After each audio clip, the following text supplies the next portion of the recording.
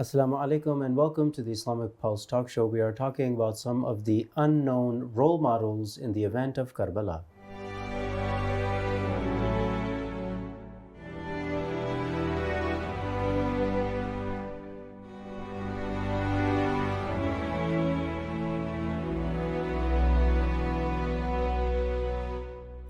Assalamu alaikum and welcome to the Islamic Pulse talk show. Our condolences to you all wherever you are upon the martyrdom anniversary of Imam Hussein alayhi salam, his family members, his companions, and these months of Muharram and Safar where we commemorate their martyrdoms. We are here in the studio talking about some of the unknown role models of the event of Karbala. In order to talk a little bit about the subject, we invited Sayyid Agha Raza. Sayyid Agha Raza, assalamu alaikum and welcome to the Islamic Pulse talk show. Wa alaikum assalam wa rahmatullah. It's an honor to have you. Once again, our condolences to you and your loved ones on the martyrdom anniversary of Imam Hussein alayhi salam, his family members and his companions, and these months of Muharram and Safar where we commemorate the martyrdom and the mission of Imam Hussein alayhi salam. We had previously talked about the role models that are presented in Karbala, or the role models that are presented in the pure Muhammadan Islam, as compared to the role models that are presented by the West or Western civilization or Western culture. This time around with that good foundation, we wanted to actually talk about some of the unknown role models that we find in the event of Karbala. And what we learn from them, from these role models that are presented to us, that ultimately bring about the salvation of both the individual but the society and humanity as well. We hand it over to you in the name of Allah.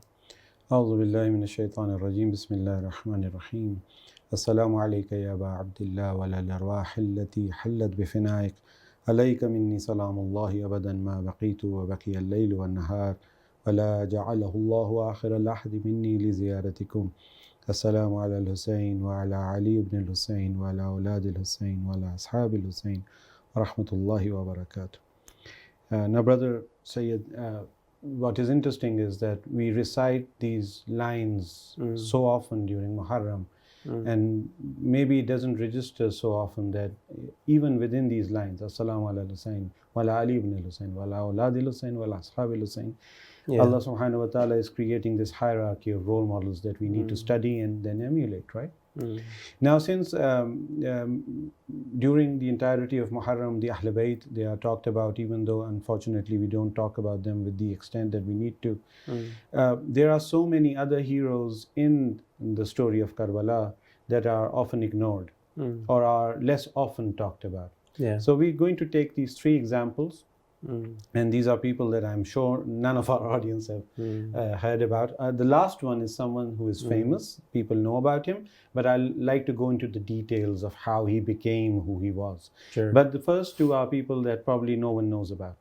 So inshallah, we're going to go into this little episode of their lives, which is connected to Karbala, and show you how they are role models for us to emulate. So inshallah, the first of them, as we also mentioned in the last episode, is Yazid ibn Masud al-Nahshali.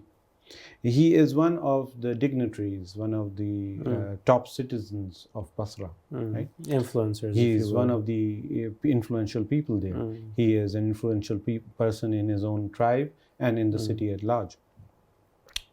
Now, the interesting thing is here that why are we going to talk about him?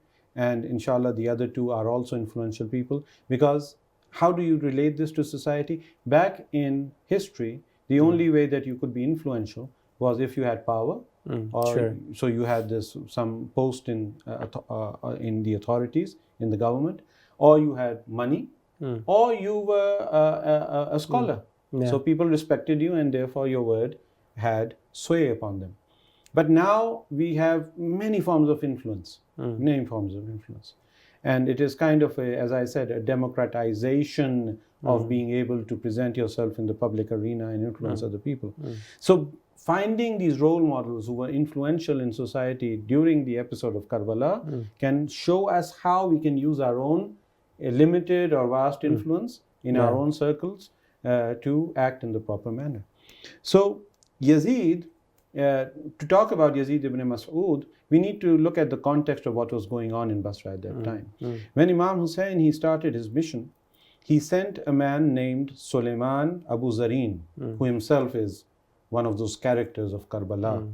And he is someone that needs to be researched into, because obviously he is someone that Imam Hussein is trusting his message, his covert, secret message to the people of Basra. So this is a trusted person. He is someone comparable to Muslim ibn Aqil alayhi salam, right? So Sulayman ibn Zarrin, Sulayman Abu Zarrin, he brings his Imam Hussein's letter to Basra. And obviously there's an interesting thing there is that in Basra there is a woman, and we'll inshallah talk about her in later episodes as well, because we want to go to women's role models in Karbala. There's a woman who has a house, and this house is the center of revolutionary activity in Basra. Interesting. See, a woman's house, not her husband's house. She's not there as just a wife. She is part of that setup, of that revolutionary setup. So they gather together in this woman's house. I'm not going to name her. I want to keep that bit of the suspense in the story. So all of the elders of the Shia, the followers of the Ahlul Bayt, they gathered there, and trustworthy, influential people from outside the community are also gathered there, and the letter of Imam Hussein is presented. And there they come up to their decisions. Now, Yazid ibn Masud, he says labbaik to the call and the invitation of Imam Hussein alayhi salam. And using his influence, he goes out, he gathers the entire tribe of Tamim, which were present in Basra, the entire tribe of Hanzala, and the entire tribe of Sa'd ibn Yazid. This was the third influential tribe. And he talks to them. And history has narrated his sermon. It is an eloquent sermon. He talks about the merits of Imam Hussein. He talks about the corruption of the current government. He talks about the link of Imam Hussein to the narrations of the Holy Prophet, the Ahlul Bayt alayhimus salam, their true role. And he is basically repeating the entire narrative of pure Muhammadan Islam, of how the system of Wilayah needs to be adhered to. Now here I'd like to put in a footnote. Brothers and sisters, learn from Yazid ibn Masud. Your job is to present the narrative of Wilayah. Your job is to present, because even in the day of Imam Hussein, what was the problem of the people? The people at large, not just the Shia community. Right? The people believed that the Ahlul Bayt alayhimus salam did not have political wilayah. So they were just like one of the Sahaba, right? One of the Sahaba. Right? One of the princes of Medina. Right? You have so many other companions and their children, right? So you have so many heirs to those virtues in their minds. That was how they were thinking, right? But the narrative of the Shia was that wilayah is only from Allah subhanahu wa ta'ala, and the appointment of a leader is from Allah subhanahu wa ta'ala. So that is the pure narrative of the pure Muhammadan Islam. Again, in our day, we still insist upon it. A part of our community, certain scholars within our community, following the path of Imam Khomeini, Rizwanullah ta'ala alayhi, and Imam Khamenei, we insist upon this core narrative, which is the backbone of true Muhammadan Islam. Wilayah. Right? So he gathers these people together. He presents them with his ideas. He says that Imam Hussein is rising up. We need to join them. And he says it out loud. He says that back in the time of Imam Ali, another person, he names one of these leaders of one of their tribes named Ahmad ibn Qays, who is also called Sakhr ibn Qays. I think his real name was Sakhr ibn Qays, but he was famous as Ahmad ibn Qays. He said that he hoodwinked you, and I'm paraphrasing his words, he hoodwinked you into not joining Imam Ali in his struggles and his battles. Right? And this was a dishonor that has stuck upon your name. So don't let it happen again. Allah is giving you an opportunity to purify yourself. Right? So the people are moved, they understand his rationality. The tribes of Tamim and the tribe of Hanzala, they say that labbaik. They say, we're coming with you. Right? and their armies their troops start preparing themselves. But the tribe of Sa'd ibn Yazid, unfortunately, they are still under the influence of Ahmad ibn Qays. And they said, we need to go back to him because we follow his fatwa. You see, again, the glimpse of having a system of authority, religious authority, parallel to the system of Wilayah. Yeah. Imam Husayn's fatwa, yes, very respectable, grandson of the Prophet, son of Ali ibn Abi Talib, son of Fatima al-Zahra, alayhimus salam ajma'in. Yes, but we follow the fatwa of Ahmad ibn Qays. Brothers and sisters, look out for these peripheral fatwas. These peripheral fatwas, right? That are many times, if not all the time, in contradiction to that original these fatwa parallel of the wali of Allah subhanahu of the wa wali of ta'ala. Allah subhanahu wa ta'ala, right? So these parallel systems of leadership, these parallel systems that want to say that we are equal to the system of Wilayah. Right? So this again is a ibra that we need to take. So he admonishes the tribe of Sa'd, but he says that, okay, we are ready. We have the other two tribes with us. He writes a letter back to Imam Hussein. He expresses his readiness for jihad, for readiness for standing behind Imam Hussein and his righteous cause. And Imam Hussein, when he reads this letter, he says, آمنك الله يوم الخوف. O Yazid ibn Masud, keep you may safe, Allah protected. keep you safe and preserved on the day of fear, the day of judgment, right? Qiyamah. وَأَعَزَّكَ, and may He give you dignity and honor. وَأَرْوَاكَ يَوْمَ الْعَطَشِ الْأَكْبَرِ, and on that great day of thirst, Yawm al-Qiyamah, may Allah quench your thirst, right? So that is how happy Imam Hussein was by the response. But unfortunately, because it was back in the day, it wasn't the day of communication that we had right now. By the time he got his troops ready, he got himself ready, a messenger comes and he says that Imam Hussein is already martyred, because Imam Hussein was stopped, right, mid-path. So they did not know about this, that Imam Hussein has been stopped in Karbala. So Imam Hussein has been, and he was devastated. He was devastated.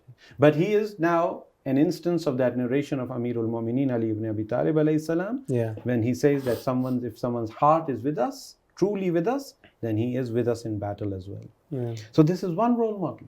Brothers and sisters, use your influence to get other people on board, right? Don't just, some people have this virus, this disease, that they start believing that they need to preserve their influence. Their own influence and their own respect within society becomes a taghut governing their soul.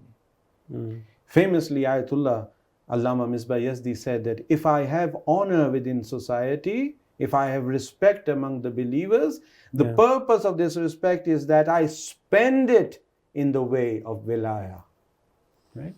It's in the Minna sermon of Imam Hussein alayhi salam too, where he addresses the scholars and he says that all of this influence and this power and this esteem that you have is because people expect you to defend Islam, defend Wilayah, defend the pure Muhammadan Islam. Exactly. And inshallah we'll talk about a bit of the background context of what's going around in Basra at that time, so that we understand how hard this was for Yazid ibn Masud. It wasn't as if Basra was empty. There was no Umayyad caliph, governor sitting there. There was no like martial law like you have in LA right now. So you don't have any of that, and it's like a free society, and he just like calls up these other guys from these other tribes, give this sermon. No, this was a time of extreme threat. But he managed to gather those people, and their hearts were with Imam Hussein. So we just want to keep it brief, so that was the amount. As opposed to Yazid ibn Masud, you have another Shia, a professed Shia, like someone who claims to be Shia in Basra. He is in the same meeting at the same woman's house, right? He receives the same letter from Imam Hussein. What does he do? There's a person named Munzir ibn Jarood, right? Again, an influential person. How do we gauge his influence in society? His daughter is the wife of Ubaidullah ibn Ziyad. I see. So right from here, let us take Ibrah, take a lesson. Brothers and sisters, when you and your livelihoods and your relationships are integrated into the system of Taghut, when you're getting nourished from there, when your strings are attached there, this is going to be a problem. Someday or the other is going to be a problem. Nastajiru billah min dhalik. Of course, because they're going to pull those strings. Or you won't be able to cut those strings. You won't be able to, because you're so attached. Right? So Munzir ibn Jarood, his daughter is the wife of Ubaidullah. And Ubaidullah ibn Ziyad at that time is the governor in Basra. And he's already received the letter from Yazid, and he's about to leave the other night. The next night he's about to leave for Kufa. Munzir goes up to him out of fear. Now, some of the historians, they've tried to maybe make amends for Munzir's actions. I don't really know. But Munzir is thinking that this is a trick by Ubaidullah. The letter itself is a trick. So he's afraid of the government. So he says, at least I need to cover myself up, right? So he runs over to Ubaidullah ibn Ziyad, and he basically squeals on everyone else. Right? And he gives the letter over to Ubaidullah, and Ubaidullah obviously asks him who the messenger of Imam Hussein is. And he reveals the name. Sulayman Abu Zarrin had been hidden in the houses of the Shia. He was on a covert mission. So if Munzir hadn't told they wouldn't have Ubaidullah, they wouldn't have found him. And he could have easily said that, made up an excuse that I got this letter from some other source or whatever, right? But he chose to be part of the status quo. Right? So if we love our citizenships too much, if we love our tax exemption statuses too much, if Satan has somehow tricked us into thinking that if we remain silent, we'll be serving Islam in the long term, that long term will never come about. These are not my words. These are the words of the letter written by Imam Hussein to Bani Hashim in Medina, who had failed to come with him, in which he says, Min al-Husayn ibn Ali alayhi salam ila Bani Hashim. Those of you who come with us, then Shahada awaits them. Those of you who remain behind will never taste victory. Wassalam. A one-line letter by Imam Hussain alayhi salam. Brothers and sisters, the criteria is the narrative and the directives of the wali of your time, not some long-term strategy that you're concocting in your own delusioned mind. We're going to work for 50 years in the United States under the radar, so deep undercover that we forget that we are Hussainis. We'll never talk about revolution. We won't print anything that has the name of the martyrs on it. Right? Under the radar. Brother, 50 years. For 50 years. After 50 years, we'll see what happens. It's already happened many times in history. The people who come up with these excuses, one of the reasons why they make these mistakes, even though their hearts may be in the right place, is because they have not studied history. They think that they're doing something very new and innovative and really like making up this great new strategy that no one has ever thought of. No, brothers, these mistakes have been made over and over and over and over and over again in history. Since we've kind of stumbled onto this topic, we need to put in a disclaimer as well. Brothers and sisters, Taqiyyah is part of Islam. All scholars believe that. It is in the interpretation of what Taqiyyah is that we have a difference of opinion with some of our brothers and sisters. And the only justification that we need to present is that we are muqallid. We are emulating the interpretation, we are following the interpretation, we believe the interpretation to be authentic, which is being presented by Imam Khamenei. If anyone wants to read that interpretation, go look up the book. 250-year-old human being. 250-year-old human being, or more specifically the book which is translated as well into English, called the Brothers in Arms, Imam Hussein's Brothers in Arms. The last chapter, or the second last chapter, if I remember correctly, is a is a lengthy discourse, a detailed discourse about the nature of Taqiyyah. Brothers and sisters, learn what Taqiyyah is. Then learn the fiqh of Taqiyyah within that holistic framework of Islamic ideology. And then, yes, form your opinions accordingly. So that was just because some people, some people come out and they do this lame criticism that that we are finding speakers on the internet and they are anti-Taqiyyah. How can you be anti-Taqiyyah? Taqiyyah is part and parcel of Islam, just as it is part and parcel of Islam because it is in the Quran itself. It's in the Quran itself. Right? But we won't go into that, and inshallah, the details of it in another episode, if we get the time and if it's important. Well, I mean, I think because I guess disclaimer after disclaimer, but there are a lot of concepts in Islam. So, for example, you have namaz, you have salah, right? The 5 daily prayers. You have fasting, saum. You have khums and zakat, and you have jihad, and you have amal bil ma'ruf, nahy anil munkar, and there's a purpose why I'm listing all this. And just like that, you have the concept of taqiyyah, right? Yeah. So if you start to manipulate these concepts based upon your own flawed understanding, then everything is going to go into chaos. Then you're going to start fasting in the holy month of Muharram, and you're not going to fast in the holy month of Ramadan, and then extrapolate from that. You're going to do jihad where you're not supposed to do jihad, and then you're going to do taqiyyah where you're not supposed to do taqiyyah. You're going to pay khums however much you. So there are very defined rules. There's regulations, the fiqh, as you talked about, the conceptual aspect of these things, the traditions of the Ahlul Bayt, the verses of the Holy Quran, And this is why ijtihad in our school of thought is limited to the mujtahideen. And because they spend the entirety of their lives trying to understand the comprehensive and holistic picture of Islam. So they know where each ruling exists within that picture. They don't cherry pick, right? Not and like us within the hierarchy level. too, right? Exactly. So, for example, you said that when it comes to the Wali al-Faqih, when it comes to Imam Sayyid Ali Khamenei, before His Eminence, you had Imam Khomeini, rahmatullah alayh.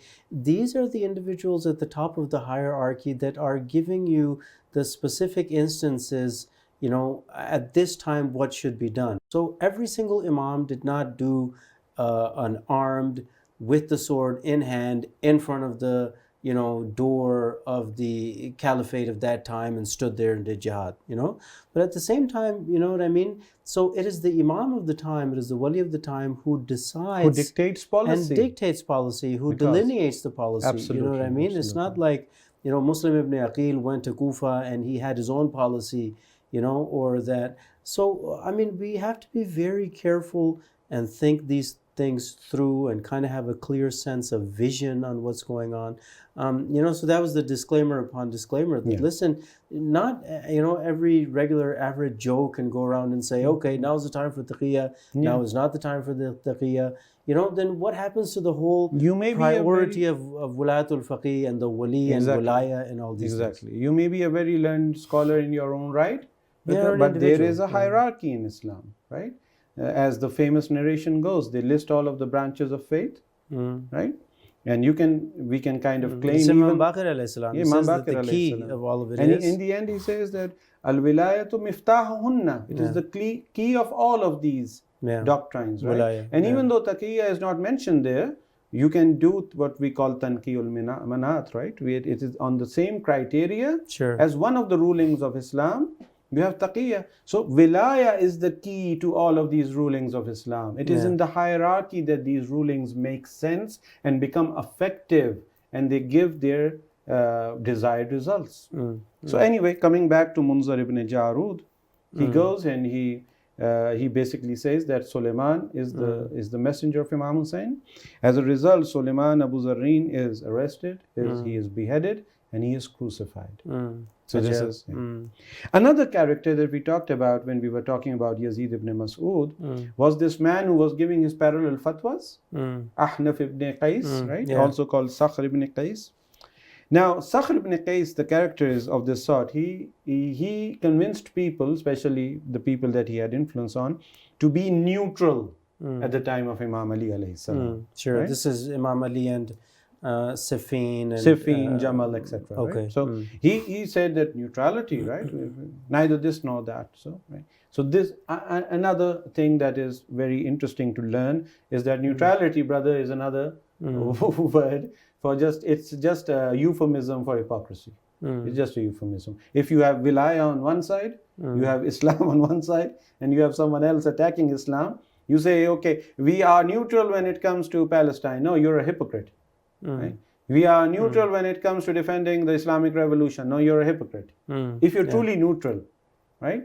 We're not negating that at certain times, you might even have to say that no, we have nothing to do. But in your heart, in your overall strategy, you're working for Islam, right? So like the example of Ammar Yasir, the first person who did Taqiyyah, and the Prophet endorsed that, right? So, but in your heart, if you're saying, well, we're truly neutral and that is your narrative, that is your theory, then you're a hypocrite if it's Islam versus something else. Right?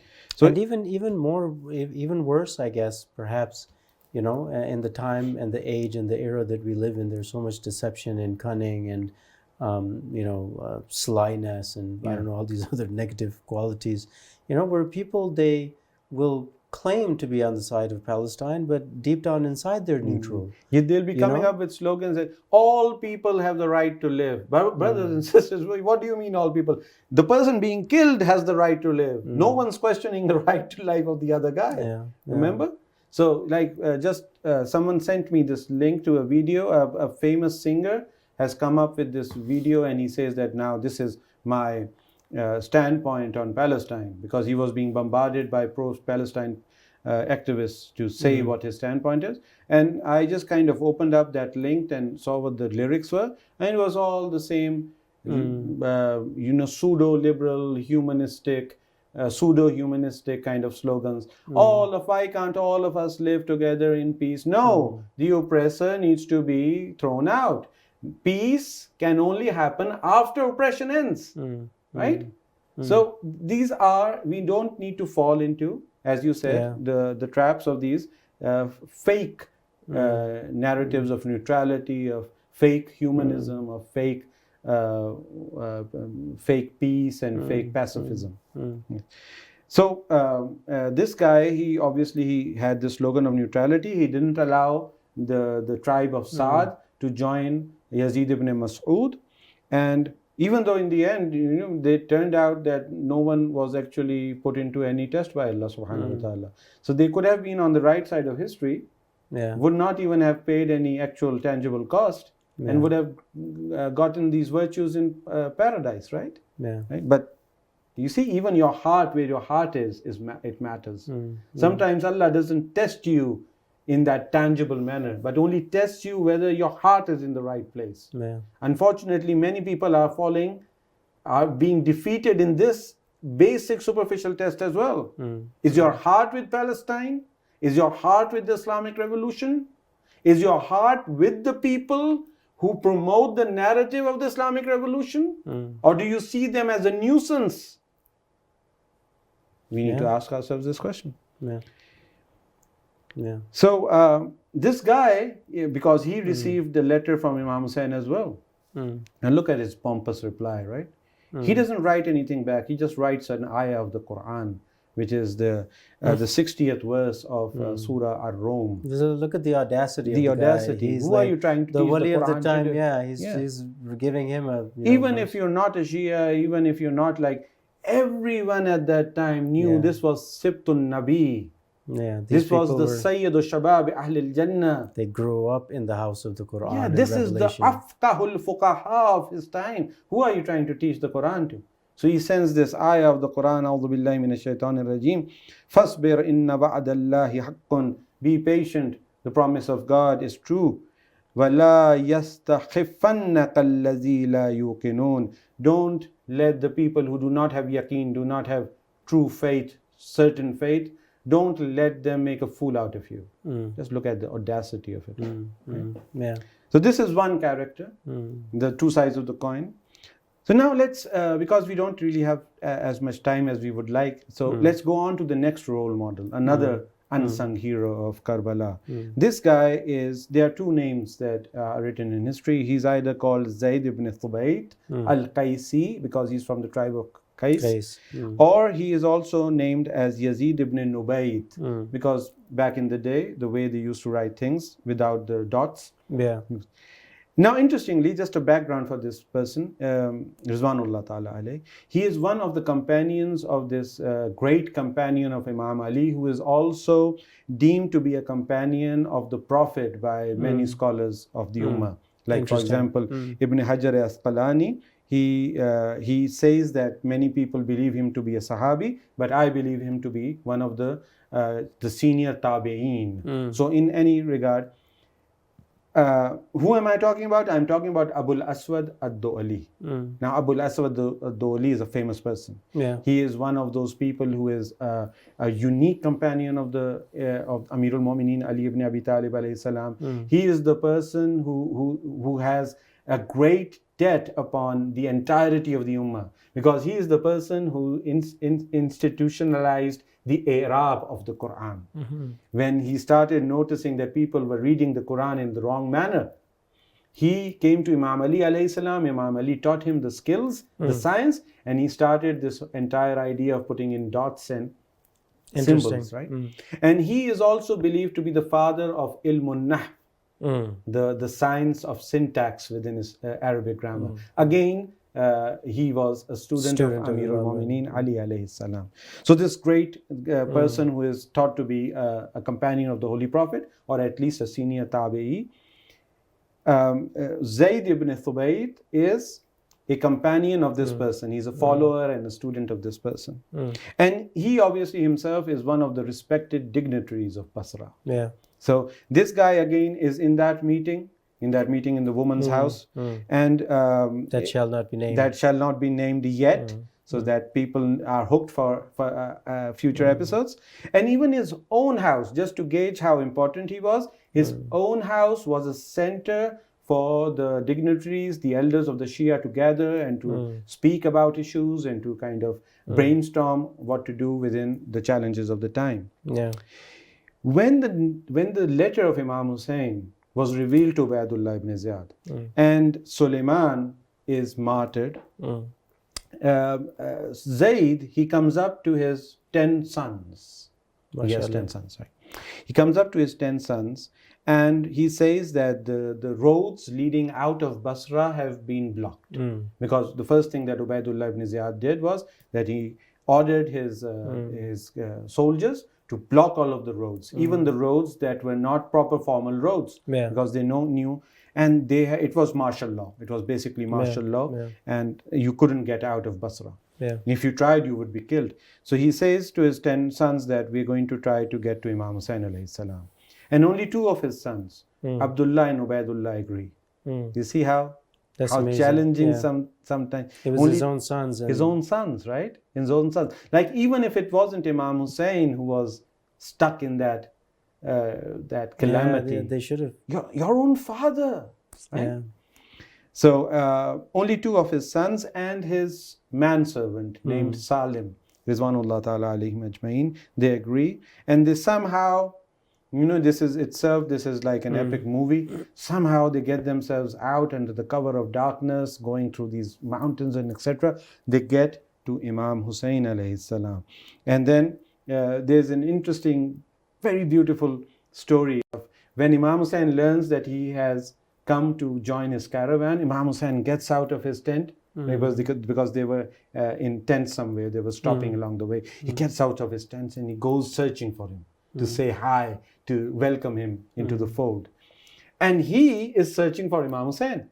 So they miss one another. And this kind of goes on for some time. Then Imam Hussein goes into Zayd's tent and sits there, waits for him.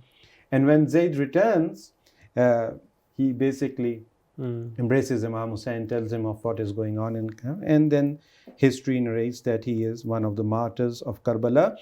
In a ziyarah known as Ziyaratul Shuhada, which is not to be confused with Ziyaratul Nahiya al-Muqaddasa, because this is also called the Ghair Ma'ruf, the not so famous Ziyaratun Nahiya. Mm-hmm. There is this other Ziyaratun Nahiya Muqaddasa that everyone knows about, not to be confused with that, and also not to be confused with the Ziyarat Rajabiyya that Imam Hussain has. In that Ziyarah, he and his sons are named. So it says, As-salamu ala Zayd ibn Thubayt al-Qaysi, As-salamu ala Abdullah wa Ubaydillah ibnay Zayd ibn Thubayt al-Qaysi. Right? So that is the elevation of their rank that Allah subhanahu wa ta'ala gave them. Again, a man of influence who faces the criticism and the objection of his own family. 10 sons, right? Yeah. 80%. Just imagine the meeting at that time. Father, what are you doing? Allah is enough for Hussain alayhi salam. Why are you taking our two brothers to be killed? It's not our fight. Peer pressure. Right? And he had all the excuses. All of the excuses. How many excuses do we have? Even today in the West, there are countries in the world where like occupied Hijaz, for example, or other places. In fact, there are countries where Shiaism is formally a crime. In Southeast Asia, there are countries where Shiaism, the Shia sect, is officially a crime in their penal code. Right? So when you compare this and when you compare history, what are the challenges that our brothers and sisters around the world are facing? Look at the challenges faced by Sheikh Zakzaki and his children and his wife. They're still saying Khomeini, Khomeini, Khomeini, Khomeini, Hussain, Hussain, Hussain. What is the excuse that some of our people sitting in air-conditioned Islamic centers, having their tax exemptions, having their credit card ratings are excellent, everything. What is your excuse? What is your excuse after so many young Christian, Jewish, even atheist kids are on the streets? What are your excuses? Maybe if I were in the same situation, maybe I wouldn't have the courage to do it either. But that doesn't negate the truth. I would have been at fault. In one of the narrations, it says that worse than guna, worse than ism, worse than sin is try to rationalize that sin. Try to convince yourself and others that sin is not really a sin. It is an instance of virtue. Brothers and sisters, at least not do that. Right? You have these speakers going around the world saying that Imam Hussain had no purpose, he had no objectives, no political, social, cultural objectives. It was just some mystic thing between him and Allah subhanahu wa ta'ala that nobody understands. And he took his children with him to that. And not only, maybe he had a covenant with Allah subhanahu wa ta'ala, which no one understands. Why drag Zuhair ibn Qayn and all of these other non-Ahl Bayt people into the... Ibrahim alayhi salam didn't take like the entire people of the tribe to be sacrificed. He just took his son, right? It's nonsense. You don't even need to be a scholar to understand that this is nonsense. But the great sin is of the man trying to rationalize his sin. So you have this person, and inshallah in future episodes we'll try to look at Habib ibn Muzahir, inshallah. Also called Habib ibn Muzahir. There are other names as well. Inshallah. Thank you so much, Sayyid Agha, Raza, talking about these unknown role models in the event of Karbala. Inshallah, again, our condolences to you, your loved ones, on the martyrdom anniversary of Imam Hussain alayhi salam, his family members, his companions, these months of Muharram and Safar. Again, these months of spiritual awakening, spiritual awareness, of being able to prepare ourselves for the avenger of the blood of Imam Hussain alayhi salam, which is His Eminence, the 12th divinely appointed Imam, the awaited savior of humanity, Imam al-Mahdi, may Allah hasten his reappearance. All of this is preparation for that. All of these discussions, all of these productions, all of these different things that we're learning in these blessed months of Muharram and Safar, are a preparation for His Eminence, so that we as human beings become like these role models that supported, the Imam of their time, Imam Hussain alayhi salam, despite all of the obstacles, and not to be like these individuals who even claim to be the supporters of Imam Hussain alayhi salam, but end up in harming his movement and harming his cause, inshallah. Until another talk show, Sayyid, thank you so much. And thank you so much, dear viewers, for joining us on the Islamic Pulse Talk Show. Our condolences to you, wherever you are, upon the martyrdom anniversaries of Imam Hussein alayhi salam, his family members, his companions, and these months of Muharram and Safar. We were just very superficially talking about the unknown role models in the event of Karbala. We're going to continue the discussion in other talk shows as we speak about some other role models in this event of Karbala. That's all from us for now. Fi amanillah and assalamu alaikum wa rahmatullah. Wherever you are.